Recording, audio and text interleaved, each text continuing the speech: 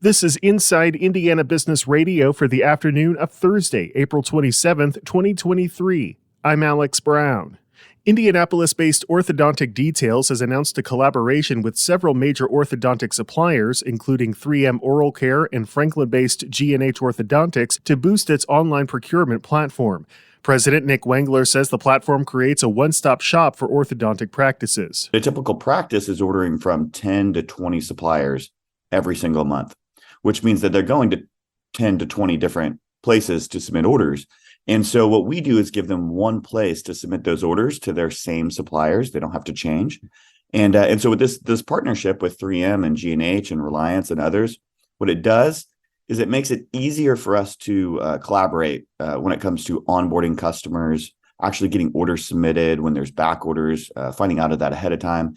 And so it makes life easy for the practices, but it also makes life easy for the suppliers. Details launched its new platform 13 months ago and has gone from 0 to 85 practices as users and about a dozen suppliers. While he didn't provide specific numbers, Wengler said revenue growth has been awesome. We were quickly landed on a pricing model that worked really well, where we can save practices more money on their supplies than we even cost every month.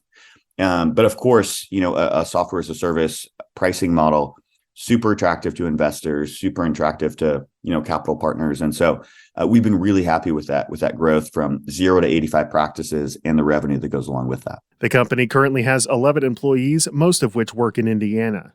The Phoenix Theater Cultural Center in downtown Indianapolis has announced business leader and consultant William Powell as interim CEO. The nonprofit's board of directors has also begun a national search to find a permanent CEO with the goal of filling the newly created position by January 1st, 2024. The Indiana Destination Development Corporation is partnering with the Indiana Association of Realtors to launch a new campaign to showcase the Hoosier State. The Home Again in Indiana campaign will feature Indiana-born people who moved away sharing why they chose to return. From the number one source for Indiana business news, this is Inside Indiana Business Radio. Indiana, it's time to get revved up. Inside Indiana Business is going racing. We'll be at the Indianapolis Motor Speedway for the month of May and take you inside the business of motorsports, from gasoline alley to high-tech race shops to small-town dirt tracks. We'll explore what fuels a billion-dollar industry in the state. Join the entire Inside Indiana Business team from the world's greatest race course for Business at the Brickyard, brought to you by Purdue University. It's checkered flag coverage you won't want to miss. The state's top elected officials would see a big pay raise under new salary language included in the latest budget proposal. IIB's Wes Mills has details. The increases, which would go into effect on January 1st, 2025, were not included in a presentation released by GOP legislative leaders on Wednesday afternoon, but that document did include salary hikes for Indiana State Police troopers.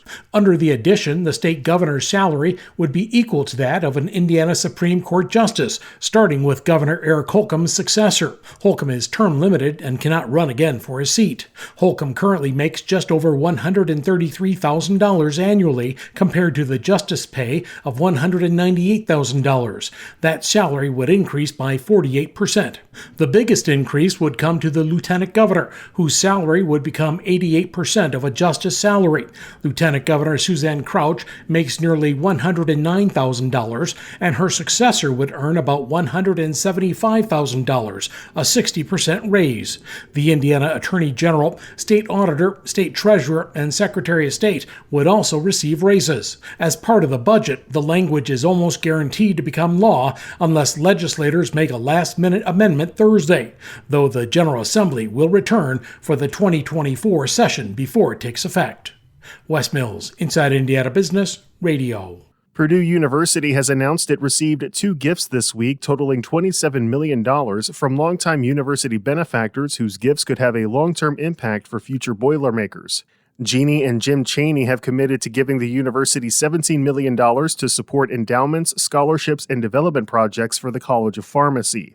Meanwhile, alumni William and Barbara Rakosnik have committed more than $10 million to Purdue in support of graduate programs in mechanical engineering and psychological sciences. A portion of the gift is also earmarked for university residences. Delaware County officials have pledged to provide up to $250,000 in funding to help cover part of the cost of infrastructure for a new daycare center in Muncie. The money represents about half of the cost to run water and sewer lines to the proposed Kaleidoscope Kids Daycare. Brad Bookout, Director of Economic Affairs for Delaware County, said there is a shortage of licensed daycare centers in the community, making it tough for working parents. Without that good, reliable place also, parents, they'll stay at home. They'll take care of their, parents love their kids. They want to make sure they're going to a good place. And so without a good option, they're gonna stay at home with their kids and not enter the workforce. So having good facilities to have those kids in and learn from and give their parents an opportunity to work in our workforce is vital with economic development. Could this help attract other businesses to the area because of the infrastructure installation? Yeah, absolutely it can. The piping and whatnot will be sized in a way that, other businesses or even residential areas could tap into that if the need be. The bigger point, though, related around that is that it spurs the development of a privately funded $3.5 million daycare center, which is taxable revenue for our county. So in addition to being providing a necessary service, the facility is also growing our tax base at the same time. So it's a double win for Delaware County. The nearly 14,000 square foot daycare will serve up to 180 children when complete. Bookout says the new facility will replace 9 home-based daycares, which currently provide care for 120 children. Elevate Ventures CEO Christopher Day is this week's guest on the Business and Beyond podcast with Gary Dick, presented by PNC, a weekly conversation with high-profile Hoosiers in business, sports, and entertainment, and beyond. Available now from your favorite podcast provider. I'm Alex Brown for Inside Indiana Business Radio on Demand.